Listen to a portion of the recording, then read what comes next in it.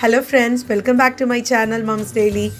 ഇന്ന് ഒരു നാടൻ വിഭവമായിട്ടാണ് ഞാൻ വന്നിരിക്കുന്നത്. പൈനാപ്പിൾ പച്ചടി ആയിട്ടാണ്. ഇത് വളരെ എളുപ്പമാണ് ഉണ്ടാക്കാൻ, വളരെ ടേസ്റ്റിയാണ് കഴിക്കാനുമായിട്ട്. അതായത് നമുക്ക് ഇത് പൈനാപ്പിൾ കൊണ്ട് തന്നെ ഉണ്ടാക്കണമെന്നൊന്നുമില്ല. നിങ്ങൾക്ക് വെള്ളരിക്ക വെക്കാം, അല്ലെ മാങ്ങ കൊണ്ടൊക്കെ ഉണ്ടാക്കാം. അതൊക്കെ നിങ്ങളുടെ ഇഷ്ടത്തിനൊക്കെ ചെയ്യാം കേട്ടോ. ഞാൻ പക്ഷേ ഇന്ന് ഇവിടെ ഒരു പൈനാപ്പിൾ കൊണ്ടാണ് ഉണ്ടാക്കുന്നത്. ഇത് വളരെ ടേസ്റ്റിയാണ്, കുറച്ച് പുളിയും മധുരമൊക്കെ ചേർന്നിട്ട്. അപ്പോൾ ഇതെങ്ങനെ ഉണ്ടാക്കാമെന്നൊന്ന് കണ്ടു നോക്കാം. അപ്പോൾ അത് ഉണ്ടാക്കാനായിട്ട് ആദ്യം ഞാനിവിടെ ഒരു മീഡിയം സൈസ് ആയിട്ടുള്ള ഒരു പൈനാപ്പിൾ എടുത്തിട്ടുണ്ട്. അപ്പോൾ നമുക്കിതൊന്ന് മുറിക്കാം. നമ്മൾ മുറിക്കുമ്പോൾ ശ്രദ്ധിക്കണം, അതിൻ്റെ നടുക്ക് ഒരു തണ്ട് പോലെയുള്ളതുണ്ടല്ലോ, അത് എടുക്കരുത് കേട്ടോ. അപ്പം ഞാനിവിടെ എങ്ങനെയാണ് മുറിക്കാമെന്ന് കാണിച്ചു തരാം. ഞാനിതിപ്പോൾ നടുവേ കീറുകയാണ്. നടുവ് കീറിയിട്ട് ഞാൻ അതിൻ്റെ പിന്നെയും ഞാനത് ചെറുതായി മുറിച്ച് ഞാൻ കാണിച്ചു തരാം. ഇവിടെ ഒരു തണ്ട് വരും, അതിൻ്റെ തണ്ട് നമുക്ക് കാണാൻ പറ്റും. ആ തണ്ട് നമുക്ക് അങ്ങ് മുറിച്ച് മാറ്റി കളയണം. ആ തണ്ട് എടുക്കരുത്.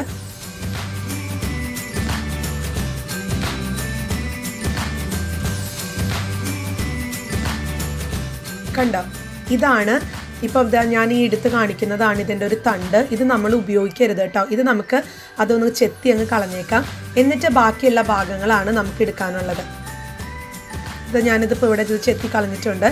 ഇനി നമുക്കിതിൻ്റെ തൊലിയെല്ലാം കളഞ്ഞ് നമുക്കിത് ചെറിയ ചെറിയ ക്യൂബ്സ് ആയിട്ട് കട്ട് ചെയ്തെടുക്കാം. ഞാനിങ്ങനെ പൈനാപ്പിൾ ഇങ്ങനെ ഒത്തിരി ചെറിയ കഷ്ണങ്ങളാക്കി മുറിച്ചിട്ടാണ് തൊലി കളയുക. അപ്പോൾ എനിക്കത് വളരെ എളുപ്പമായിട്ട് തോന്നിയിട്ടുണ്ട് ഇതിൻ്റെ തൊലി കളയാനായിട്ട്. ഇത് മുഴുവനോടെ നമ്മൾ ഈ പൈനാപ്പിളിൻ്റെ തൊലി കളയുമ്പം ഒത്തിരി അങ്ങ് ബുദ്ധിമുട്ടായി തോന്നും. അപ്പോൾ ഇതുപോലെ നിങ്ങൾ ചെറിയ ചെറിയ പീസുകളാക്കിയിട്ട് ഇതിൻ്റെ ഒരു തൊലി കളയുകയാണെന്നുണ്ടെങ്കിൽ അതായിരിക്കും ഏറ്റവും എളുപ്പം കേട്ടോ. അപ്പോൾ ഞാനതാ ഈ പൈനാപ്പിളിൻ്റെ തൊലിയെല്ലാം കളഞ്ഞ് ഇതിൻ്റെ ചെറിയ ചെറിയ കഷ്ണങ്ങളാക്കി എടുത്തിട്ടൊന്ന് വരാം. ഇതാ ഞാനിവിടെ ഈ ഒരു വലുപ്പത്തിലാണ് കട്ട് ചെയ്തെടുത്തിരിക്കുന്നത് കേട്ടോ പൈനാപ്പിൾ. ഇത്രയും ചെറിയ കഷ്ണങ്ങളാക്കിയാൽ മതി. കാരണം ഇല്ല, ഒത്തിരി ചെറുതാക്കി കഴിഞ്ഞാൽ ഇതൊന്ന് ഉടഞ്ഞു കഴിയുമ്പോഴത്തേക്കും ഒന്നും ഇല്ലാത്ത പോലെ തോന്നും. ഒത്തിരി അങ്ങ് ചെറുതായി പോവും, ചുങ്ങിപ്പോവും. അതുകൊണ്ട് ഈ ഒരു വലുപ്പത്തിലെങ്കിലും നിങ്ങൾ കട്ട് ചെയ്യാൻ നോക്കുക. ഇതാ ഞാനിപ്പോൾ ഇവിടെ നമ്മൾ എടുത്തു വെച്ച പൈനാപ്പിൾ ഇതുപോലെ ചെറിയ കഷ്ണങ്ങളാക്കി ഞാൻ അരിഞ്ഞു വെച്ചിട്ടുണ്ട്. ഇനി ഞാനിവിടെ ഈ പൈനാപ്പിൾ കിച്ചടി ഉണ്ടാക്കാൻ പോകുന്നത് ഒരു മൺചട്ടിയിലാണ്. മൺചട്ടിയിൽ ഉണ്ടാക്കുകയാണെന്നുണ്ടെങ്കിൽ കുറച്ചും കൂടെ സ്വാദ് കൂടും കേട്ടോ. അപ്പോൾ നിങ്ങൾ മൺചട്ടിയിൽ ഉണ്ടാക്കാൻ നോക്കുക. അപ്പോൾ അതാ ഞാനിവിടെ മൺചട്ടി ചൂടായി വന്നപ്പം ഇതിനകത്തോട്ട് നമ്മൾ അരിഞ്ഞു വെച്ചിരിക്കുന്ന പൈനാപ്പിൾ എല്ലാം അതിനകത്തോട്ട് ഇട്ടു. ഒപ്പം ഞാൻ ചേർക്കാൻ പോകുന്നത് 1/2 ടേബിൾ സ്പൂണോളം മഞ്ഞൾപ്പൊടി, 1/2 ടേബിൾ സ്പൂണോളം മുളക് പൊടി. ഞാനിവിടെ കുറച്ച് കാശ്മീരി ചില്ലി പൗഡറാണ് എടുത്തിരിക്കുന്നത്. നിങ്ങൾക്ക് സാദാ മുളക് പൊടി വേണമെങ്കിൽ എടുക്കാം കേട്ടോ. ഒരു നിറത്തിന് വേണ്ടി അങ്ങ് എടുത്തേ ഉള്ളൂ. ഇനി ചേർക്കാൻ പോകുന്നത് ഒരു 3 പച്ചമുളക് കീറിയതാണ്. കീറിയ പച്ചമുളക് ഞാൻ ചേർത്തിട്ടുണ്ട്. ഇനി ചേർക്കാൻ പോകുന്നത് ആവശ്യത്തിനുള്ള ഉപ്പാണ്. അത് ഞാൻ ഇന്ന് പറയുന്നത് പോലെ നിങ്ങളുടെ ടേസ്റ്റിനനുസരിച്ചുള്ള ഉപ്പ് ചേർക്കുക. അടുത്തത് ഞാൻ ചേർക്കാൻ പോകുന്നത് 1 ടേബിൾ സ്പൂണോളം വെളിച്ചെണ്ണയാണ് ചേർക്കുന്നത് കേട്ടോ. വെളിച്ചെണ്ണ തന്നെ ചേർക്കുക, നാടൻ ഭക്ഷണമല്ലേ. അപ്പോൾ ഈ വെളിച്ചെണ്ണ ഇതും ചേർത്ത് നമുക്ക് നല്ലതുപോലെ ഒന്ന് ഇളക്കി കൊടുക്കാം. ഞാനിവിടെ ഒരു മിനിറ്റോളം നമുക്കിത് നല്ലതുപോലെ ഒന്ന് മിക്സ് ചെയ്ത് കൊടുക്കാം. ഇനി ഇതിനകത്തോട്ട് നമുക്ക് വെള്ളം ചേർത്ത് കൊടുക്കണം. അപ്പം അതിനായിട്ട് ഈ പൈനാപ്പിൾ മുങ്ങിക്കെടുക്കാൻ പാകത്തിനുള്ള വെള്ളം ഒഴിച്ചു കൊടുക്കണം കേട്ടോ. അതായത് നമ്മൾ വെള്ളം ഒഴിച്ചു കൊടുക്കുമ്പം പൈനാപ്പിൾ മുങ്ങിക്കെടുക്കണം. അപ്പോൾ നിങ്ങൾക്കിതിൽ കാണുമ്പോൾ അറിയാൻ പറ്റും. അപ്പം ആ ഒരു പരുവത്തിൽ വേണം നമ്മൾ വെള്ളം ഒഴിച്ചു കൊടുക്കാനായിട്ട്, മുങ്ങിക്കെടുക്കുന്ന ഒരു പരുവം. എന്നിട്ട് നമുക്കിത് മൂടി വെച്ചൊന്ന് വേവിച്ചെടുക്കാം. നമ്മൾ മൂടി വെച്ച് വേവിക്കണം എന്ന് പറഞ്ഞെന്നാലും നിങ്ങൾ ഇടയ്ക്കിടയ്ക്ക് ഇതൊന്ന് മൂടികൾ തുറന്ന് ഒന്ന് ഇളക്കി കൊടുക്കണം കേട്ടോ. ഇല്ലാന്നുണ്ടെങ്കിൽ അത് അടി പിടിക്കും, ചിലപ്പോൾ വെള്ളം വറ്റും. അതുകൊണ്ട് ഇടയ്ക്കിടയ്ക്ക് ഒന്ന് തുറന്ന് ഇതൊന്ന് നല്ലതുപോലെ ഇളക്കി കൊടുക്കണം. ഇനിയിപ്പോൾ വെള്ളം വറ്റി എന്നുണ്ടെങ്കിൽ കുറച്ച് വെള്ളം കൂടെ ചേർത്ത് കൊടുക്കാം. പൈനാപ്പിൾ വേവുന്ന നേരം കൊണ്ട് നമുക്കൊരു അരപ്പ് തയ്യാറാക്കണം കേട്ടോ. അപ്പോൾ അതിനായിട്ട് ഞാൻ മിക്സിയുടെ ഒരു ചെറിയ ജാർ എടുത്തിട്ടുണ്ട്. അതിനകത്തോട്ട് 2 കൈപ്പിടി തേങ്ങയാണ്, ചെറുകിയ തേങ്ങയാണ് ഞാൻ എടുക്കുന്നത്. അല്ലെങ്കിൽ ഒരു 1/2 കപ്പിന് താഴെ, അത്രയും കപ്പ് കണക്ക് പറയുകയാണെന്നുണ്ട്, ഒരു 1/2 കപ്പ് താഴെ കേട്ടോ. ഇനി ഇതിനകത്തോട്ട് 1 ടീസ്പൂൺ ജീരകം ചേർക്കുന്നുണ്ട്. നല്ല ജീരകമാണ് ചേർക്കുന്നത്. പിന്നെ ഒരു പച്ചമുളക് കീറിയത് ചേർക്കുന്നുണ്ട്. നിങ്ങൾക്ക് എരിവ് കൂടുതൽ വേണം എന്നുണ്ടെങ്കിൽ 2 കൂടെ ചേർക്കാം കേട്ടോ. പിന്നെ വേപ്പിലയും ചേർക്കുന്നുണ്ട്. പിന്നെ ആവശ്യത്തിനുള്ള വെള്ളം, അരച്ച് എടുക്കാൻ പാകത്തിനുള്ള വെള്ളം. ഒത്തിരി അങ്ങ് വെള്ളം വേണ്ട, ജസ്റ്റ് ഒന്ന് അരച്ചെടുക്കാൻ പാകത്തിനുള്ള വെള്ളം ചേർത്ത് നമുക്കിതൊന്ന് അരച്ചെടുക്കാം. ഇതാ ഇപ്പോൾ ഇവിടെ ഇത് അരച്ചെടുത്ത് വന്നിട്ടുണ്ട്. ഇതാ ഈ ഒരു പരുവാണ് കേട്ടോ. ഒത്തിരി മഷി പോലെ ആവണ്ട, എന്നാൽ ഇതുപോലെ അങ്ങ് കെടുക്കും വേണം. നല്ലതുപോലെ അങ്ങ് ഈ ഒരു പരുവത്തിന് അങ്ങ് നമുക്ക് അരച്ചെടുക്കാം. അപ്പോൾ അത് അവിടെ മാറ്റി വയ്ക്കാം. ഇനി ഞാൻ 1 ടീസ്പൂൺ കടുക് ഞാൻ ചെറുതായിട്ടൊന്ന് ചതച്ചെടുക്കാൻ പോവാണ്.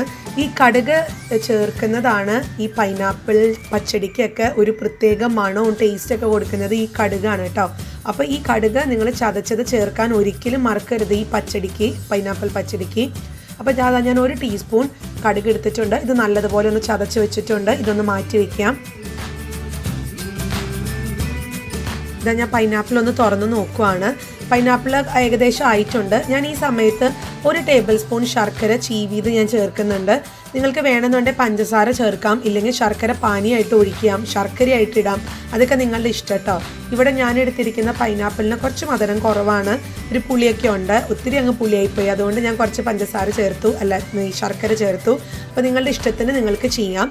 അപ്പം ഇതാ നമ്മുടെ പൈനാപ്പിൾ ഇവിടെ ഏകദേശം റെഡിയായി വന്നിട്ടുണ്ട്, നല്ലതുപോലെ വെന്തിട്ടുണ്ട്. ഇതാ ഞാനിപ്പോൾ ഇവിടെ പൈനാപ്പിൾ ഒന്ന് ഞെക്കി നോക്കുവാണ്. ഇതായിട്ടുണ്ട്. ഈ ഒരു ഒത്തിരി അങ്ങ് ഉടഞ്ഞു പോകണ്ട, കുറച്ചൊക്കെ കടിക്കാൻ കിട്ടണം. ഇനി ഒത്തിരി ഉടഞ്ഞു പോകണം എന്നുള്ളവർക്ക് കുറച്ച് സമയം കൂടി എടുത്ത് നിങ്ങൾക്ക് വേവിക്കാവുന്നതാണ് കേട്ടോ. ഞാൻ പക്ഷേ ഈ ഒരു സ്റ്റേജിൽ അങ്ങ് നിർത്തുവാണ്, ഞങ്ങൾക്കിത് ഓക്കെയാണ്. അപ്പം ഇനി ഇതിനകത്തോട്ട് നമ്മൾ നേരത്തെ അരച്ച് വെച്ചിരിക്കുന്ന തേങ്ങയുടെ അരപ്പ് ഇതിനകത്തോട്ട് ഇപ്പോൾ ചേർത്ത് കൊടുക്കുകയാണ്. അതുപോലെ ഇനി ഞാൻ ചേർക്കാൻ പോകുന്നത് നമ്മൾ ചതച്ച് വെച്ചിരിക്കുന്ന കടുകാണ്. ഈ കടുക് ഞാൻ പറഞ്ഞ പോലെ ഈ കടുകാണ് ഇതിനകത്ത് ഫ്ലേവർ കൊടുക്കുന്ന ഏറ്റവും വലിയൊരു ഘടകം കേട്ടോ. അപ്പോൾ നിങ്ങൾ ഇത് സ്കിപ്പ് ചെയ്യരുത് ഒരിക്കലും, കടുക് മസ്റ്റായിട്ടും ചേർക്കണം. ഇനി ഈ തേങ്ങ അരപ്പും കടുക് ചതച്ചും കൂടെ ചേർത്ത് നമുക്ക് നല്ലതുപോലെ ഒന്ന് ഇളക്കി കൊടുക്കാം.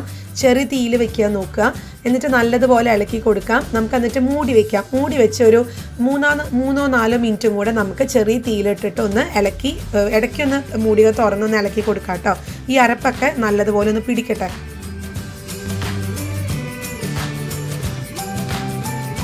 ഇനി ഈ ഒരു സമയത്ത് നിങ്ങൾക്ക് ആവശ്യത്തിനുള്ള ഉപ്പ് ഇതിനകത്ത് ചേർത്ത് കൊടുക്കാം.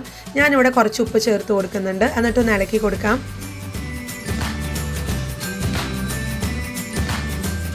അപ്പോൾ ഞാൻ നല്ലതുപോലെ ഇളക്കിയൊക്കെ കൊടുത്തിട്ടുണ്ട്. ഇനി നമ്മൾ തൈര് ചേർക്കുകയാണ്. ലോ ഫ്ലെയിമിൽ തന്നെ വെക്കണം കേട്ടോ, ഓഫ് ചെയ്യേണ്ട കാര്യമില്ല, ലോ ഫ്ലെയിമിൽ വെക്കുക. എന്നിട്ട് നിങ്ങൾക്ക് പുളിയുള്ള തൈര് ഒഴിക്കുക. ഞാനിവിടെ 3 ടേബിൾ സ്പൂൺ തൈരാണ് എടുക്കുന്നത്, 3 ടേബിൾ സ്പൂൺ. ഇവിടെ ഞങ്ങൾക്ക് തൈരിന് കുറച്ച് പുളി കുറവായതുകൊണ്ട് ഞാൻ 3 ടേബിൾ സ്പൂൺ എടുക്കുന്നുണ്ട്. നിങ്ങൾക്കിപ്പോൾ തൈരിന് നല്ല പുളിയുള്ള തൈരൊക്കെ ആണെന്നുണ്ടെങ്കിൽ 2 ടേബിൾ സ്പൂണൊക്കെ മതിയാവും കേട്ടോ.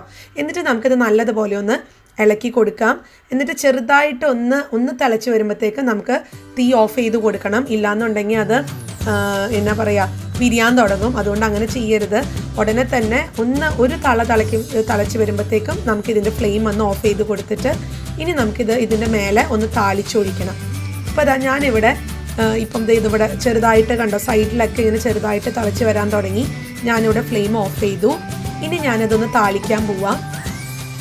താളിക്കാനായിട്ട് പാത്രം ചൂടായി വന്നിട്ടുണ്ട്. ഈ പാനിലോട്ട് ഞാൻ ഒരു 3 ടേബിൾ സ്പൂൺ വെളിച്ചെണ്ണയാണ് ഒഴിക്കുന്നത്. വെളിച്ചെണ്ണ തന്നെ വേണം, ഞാൻ പറഞ്ഞ പോലെ നാടൻ ഭക്ഷണം ആയതുകൊണ്ട് കേട്ടോ. അപ്പോൾ ഇനി ഈ വെളിച്ചെണ്ണ ഒന്ന് ചൂടായി വരട്ടെ. എന്നിട്ട് നമുക്ക് കടുക് പൊട്ടിക്കണം. എണ്ണ ചൂടായി വന്നിട്ടുണ്ട്. ഇനി ഇതിനകത്തോട്ട് ഞാൻ ചേർക്കാൻ പോകുന്നത് ഒരു 1/4 ടീസ്പൂണോളം കടുകാണ് ചേർക്കുന്നത്. ഒത്തിരി കടുക് ചേർക്കണ്ട, ഒരു താളിക്കാൻ വേണ്ടിയിട്ടുള്ള മാത്രം കടുക് ചേർത്താൽ മതി. കാരണം നമ്മൾ ഓൾറെഡി കുറച്ച് കടുക് മുന്നേ ചതച്ച് ചേർത്തിട്ടുണ്ടല്ലോ, അല്ലെങ്കിൽ ഒത്തിരി അങ്ങ് അതിൻ്റെ ഫ്ലേവറായി പോകും. അപ്പോൾ അതാ കടുക് ഇവിടെ പൊട്ടി വരാൻ തുടങ്ങിയിട്ടുണ്ട്. അതുപോലെ ഞാൻ കുറച്ച് വേപ്പിലും കൂടെ ചേർത്ത് കൊടുത്തിട്ടുണ്ട്. ഇനി ചേർക്കാൻ പോകുന്നത് 2 ഉണക്കമുളകാണ്. അത് നിങ്ങളുടെ ഇഷ്ടത്തിനനുസരിച്ച് ചേർക്കാം, 1, 2, 3 ഒക്കെ നിങ്ങളുടെ ഇഷ്ടത്തിന് ചേർക്കാം കേട്ടോ. ഇനി ഇതാണ് നമ്മുടെ പൈനാപ്പിൾ പച്ചടിയുടെ മേലെ നമ്മളൊന്ന് ഒന്ന് താളിച്ചൊഴിക്കാൻ പോകുന്നത് കേട്ടോ. അപ്പോൾ അതാ ഞാൻ ഇവിടെ ഇത് താളിച്ചൊഴിക്കുകയാണ്. നമ്മുടെ പൈനാപ്പിളിൻ്റെ മേലെ ഞാൻ ഒഴിച്ചു കൊടുക്കുകയാണ്. അപ്പോൾ നമ്മുടെ പൈനാപ്പിൾ പച്ചടി റെഡിയായി കഴിഞ്ഞു. വളരെ സ്വാദിഷ്ടമാണത്, വളരെ ടേസ്റ്റിയാണ്. നിങ്ങളെല്ലാവരും ഒന്ന് ട്രൈ ചെയ്ത് നോക്കണം. ഇതിപ്പം പൈനാപ്പിൾ ആയതുകൊണ്ട് അതിൻ്റെ ഒരു പുളിയും പിന്നെ നമ്മൾ ആഡ് ചെയ്യുന്ന ശർക്കരയുടെ ഒരു മധുരമൊക്കെ കൂടെ ചേർന്ന് നല്ല ടേസ്റ്റാണ്. അപ്പം നിങ്ങളെല്ലാവരും ഇതൊന്ന് ട്രൈ ചെയ്ത് നോക്കുക. ഇനി പൈനാപ്പിളിന് പകരം നിങ്ങൾക്ക് വെള്ളരിക്ക ചേർക്കാം, ഇല്ല മാങ്ങ ചേർക്കാം. മാങ്ങ അതൊക്കെ നിങ്ങളുടെ ഇഷ്ടത്തിന് മാറ്റി മറിച്ചൊക്കെ ചെയ്യാം കേട്ടോ. അപ്പോൾ ഈ ഒരു റെസിപ്പി എല്ലാവരും ട്രൈ ചെയ്ത് നോക്കുക. ഇഷ്ടപ്പെട്ടിട്ടുണ്ടെങ്കിൽ നിങ്ങൾ ലൈക്ക് ചെയ്യാനും കമൻറ്റ് ചെയ്യാനും ഷെയർ ചെയ്യാനും മറക്കരുത് കേട്ടോ. അപ്പോൾ അടുത്തൊരു സിമ്പിൾ റെസിപ്പി ആയിട്ട് ഞാൻ ഉടനെ വരാം. അൻറ്റിൽ ദെൻ ബൈ.